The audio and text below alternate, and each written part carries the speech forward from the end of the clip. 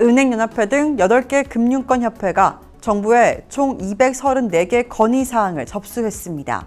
이 중 은행법상 부수 업무의 암호화폐 사업을 추가해달라는 요청에 업계의 이목이 집중되고 있습니다. 한화자산운용이 증권가 1호 디지털 자산팀을 해제했습니다. 금융당국의 난색에 디지털 자산 관련 상품 개발이 속도를 내지 못하자 후퇴한 모양새입니다. 최근 우리은행과 신한은행에서 발견된 거액의 외환 이상 거래 중 일부가 국내 암호화폐 거래소와 관련된 것으로 나타났습니다. 일명 김치 프리미엄을 이용한 환치기 가능성이 있다는 설명입니다.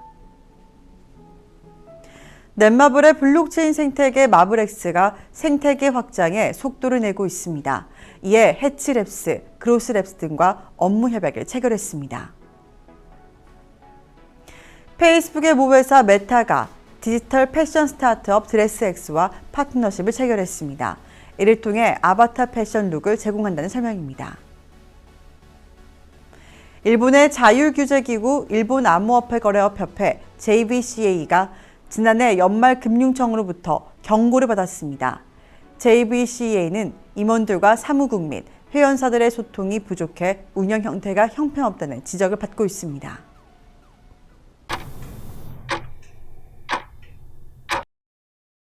코인을 왜 그냥 사? 정보 보고 사야지. 이거 끝까지 봐. 딱 10분이면 돼. 코인 뉴스 하면 어디? 블록체인 투데이에서 코인 정보를 찾다. 안녕하세요. 7월 21일 목요일의 블록체인 투데이입니다. 두나무가 미래 인재 육성을 위한 메타버스 기업 탐방을 성황리에 마무리했습니다. 대학생들의 디지털 산업 분야의 진출을 응원하고 진로 직업 체험의 기회를 제공하기 위해 마련된 이 기업 탐방에는 총 230명이 참가해 현직자들과 진로 고민에 대해서 직접 소통했는데요. 두나무는 금융과 기술의 사회 가치를 창출하고 미래 세대를 육성하는 데 앞장서겠다고 밝혔습니다. 그럼 오늘 블록체인 업계 주요 소식입니다. 은행권이 정부에 암호화폐 서비스 진출을 허용해달라고 건의했습니다. 정부는 금융규제혁신회의를 출범해서 은행연합회 등 8개의 금융권협회로부터 총 234개의 건의사항을 접수받았는데요. 해당 건의사항 가운데 은행권에 눈에 띄는 건의는 은행법상 부수 업무에 이 암호화폐 자산 사업을 추가해달라 이런 요청이었습니다.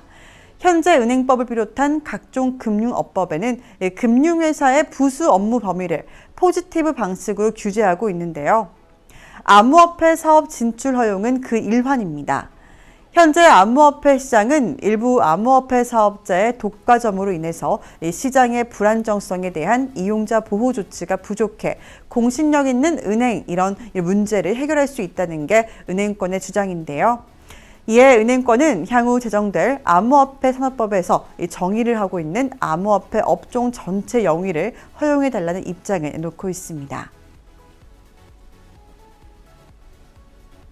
증권가에서 1호 디지털 자산팀을 꾸렸던 이 한화자산운용이 전담팀을 해체했습니다. 지난해 9월에 디지털 전략팀을 CPC 기획팀을 전환하고 올해 2분기부터는 이 CPC 기획팀에서도 디지털 자산 관련 업무를 제외시켰는데요. 올해 초까지 디지털 자산 분야를 연구하고 조사하던 이 CPC 기획팀은 현재 개인 솔루션 부문으로 활동 영역을 완전하게 전환했습니다. 이 업계에서는 한화자산운용의 디지털 자산팀의 해체가 예정되었던 수순이다 이렇게 보고 있는데요.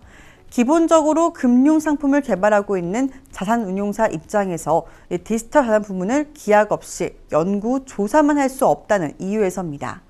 금융당국의 난색에 디지털 자산 관련 상품 개발이 속도를 내지 못하자 후퇴한 그런 모양새인데요. 실제로 한화자산운용은 지난해 블록체인 관련 기업에 투자하는 펀드 상품을 출시하려고 했지만 금융당국의 높은 문턱을 넘지 못했습니다. 다만 한화자산운용은 기존에 연구하고 조사한 자료가 있는 만큼 기회를 기다리겠다는 입장을 밝혔습니다. 최근 우리은행과 신한은행 지점에서 이 거액의 외환 거래가 발생한 것과 관련해 금융감독원이 일부 자금이 코인 거래에 이용된 정황을 포착하고 검사를 벌이고 있습니다. 지난달 23일 우리은행에 이어서 이 30일에는 신한은행의 지점에서 이 거액의 외환 이상 거래가 발견됐는데요. 해당 거래에 대한 수시 검사에 나선 결과 이 중 일부가 국내 암호화폐 거래소와 관련된 것으로 확인됐습니다. 이에 금감원은 암호화폐가 해외보다 또 국내에서 더 높은 가격에 거래되는 일명 이 김치 프리미엄을 이용한 환치기일 가능성이 높다고 보고 있는데요. 우리은행 지점의 외환 이상 거래 규모는 8천여억 원 수준이고 신한은행은 정확하게 밝혀지지 않았지만 1조 원에 이르는 것으로 알려졌습니다. 이와 관련해 금융당국 관계자는 국내 암호화폐 거래소의 관련성은 확인이 조금씩 되는 상황이라면서 다만 김치 프리미엄이라든가 환치기라든지 이런 건 해외 쪽까지 봐야 하는데 우리가 해외 쪽의 상황을 알 수 없기 때문에 단정하긴 어렵다고 밝혔습니다. 넷마블의 블록체인 생태계 마블엑스가 해치랩스, 크로스랩과 업무 협약을 체결하고 이 MBX 블록체인 생태계 확장에 나설 예정입니다. 이번 파트너십을 통해서 이 디파이 부문의 강화에 집중하고 추후 넷마블의 블록체인 기반의 게임 개발을 토대를 구축한다 이렇게 밝혔는데요. 해치랩스와 함께 웹3 보안과 또 암호화폐 지갑 사용자 경험을 강화하고 크로스랩과는 이 블록체인과 거래 등 이 블록체인 매트릭을 시각화하는 이 시스템의 기능을 강화한다는 설명입니다. 향후 넷마블은 이 마블엑스를 통해 구축됐던 이 블록체인 생태계를 기반으로 이 몬스터 아레나, 이 모두의 마블, 메타월드 등 독자적인 블록체인 기술을 적용한 게임을 순차적으로 출시한다고 밝혔습니다. 페이스북의 모회사 메타가 아바타 패션 룩을 제공합니다. 이를 위해 디지털 패션 스타트업인 드레스X와 파트너십을 체결했는데요. 향후 이용자들은 메신저, 페이스북, 인스타그램 및 VR 헤드셋 퀘스트 등 메타 플랫폼을 통해서 아바타의 의류를 구매하고 착용할 수 있게 됐습니다. 드레스X 의류는 현지 시간 19일부터 이용할 수 있습니다. 지난해 연말 일본의 자율규제기구 일본 암호화폐거래협회가 금융청으로부터 매우 엄중한 경고를 받은 것으로 확인됐습니다. 두 차례의 일본 암호화폐거래협회 이사회 의사록에 따르면 금융청은 일본 암호화폐거래협회가 어떤 식으로 깊은 논의를 하고 있는지, 의사결정 과정은 어떤 식인지, 또 왜 상황이 지금과 같은지, 이사회 구성원은 어떤 의무를 갖는지 등이 명확하지 않다고 지적했습니다. 이와 함께 JVCEA 임원들과 사무국 및 회원사들의 소통이 부족해서 운영의 형태가 형편없다 이렇게 비판했는데요. 7월 5일 기준으로 암호화폐 기업 32곳이 가입한 JVCEA는 2018년 금융청으로부터 자금결제법상 자율규제기구로 인증받았습니다. 이후에 거래소 운영에 대한 관리와 암호화폐 상장 심사를 맡아왔는데요. 이와 관련해 JVCA 이사회 구성원이 야나가 마사오 메이지대 교수는 이 JVCA로서는 금융청의 요구대로 민첩하게 움직이기 위한 자원이 부족했다고 반박했습니다. 블록체인 이슈 앤 트렌드 초성 뉴스에서 이은주 아나운서가 전해드립니다.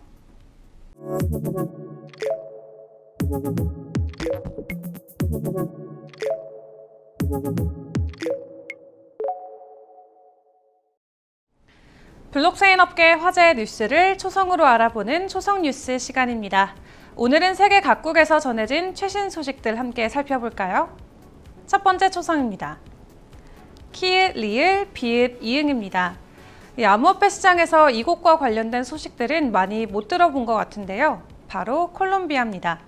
한 외신에 따르면 콜롬비아 금융규제기관인 콜롬비아 금융감독국이 자국 내에서 사업을 운영하는 암호화폐 회사에 대한 규제 초안을 최근 발표했다고 합니다. 이 초안에는 자금 세탁 방지 및 테러 자금 조달 방지 관련 시스템, 또 보안 암호화폐 거래 추적 시스템 마련 등의 내용이 담겨 있다고 하는데요.